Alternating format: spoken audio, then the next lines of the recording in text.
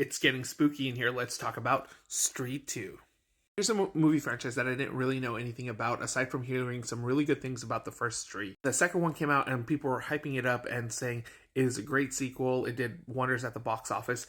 And I was like, I have to check it. I watched the first Stree movie and I thought it was a really well made horror comedy that was really big on laughs and had some really spooky, creepy lore and mythicism behind it. I love that it's a movie that took Indian lore and folktale and made it into this really original film. What I found unique about the very first Stree was that it was a horror movie where the men were the people that were being victimized. And that was just such a wholly original concept to me.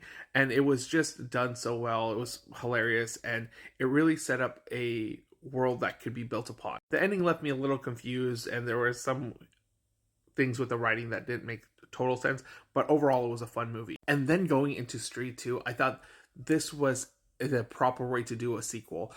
This is how you make a sequel. You make it bigger, you make it better, you add more scares, more laughs, and it was just an overall improvement on the first movie. While I thought the villain and the concept of women being terrorized was a bit cliched, it was flipping the original one on its head, and it made for a fun romp. Is the writing a little goofy here and there? Yes, it is.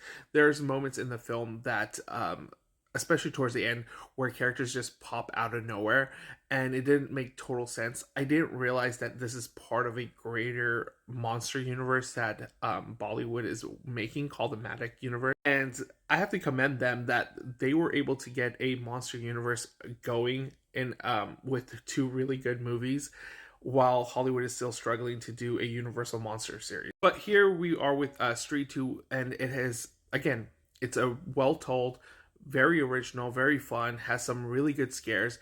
I do think the CGI is cheesy, but it adds to a certain level of charm because the story itself and the humor, it all just really equates to something that's good and subverts expectations, so you're not looking at the faults because yeah, the CGI is cheesy and very low resolution, but the animations of the characters are believable, and that's what you buy into. Raj Kumar Rao is a great lead actor.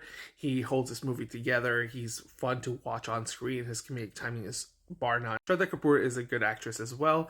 I don't think she shows a bunch of range in this one. She definitely feels more realized in this one than she did in the first one, but she's very a stoic character. It's definitely the guys that get a bunch of the laugh. Abhijit Banerjee, Abhishek Khurrana, and Pankaj Tripathi all take over some of the better comedic moments in this film where you are laughing your butt off. It does get me really interested in watching the rest of the Monster Universe and seeing where all these characters are coming from and tying it into this movie. And it excites me to see where this franchise is going because it's done such a good job so far, where it's a funny, comedic, sometimes heartfelt, and really well told series of films. Yes, there's some confusion in some of the writing where it doesn't explain certain things as well, but that can be forgiven for being such a fun overall movie.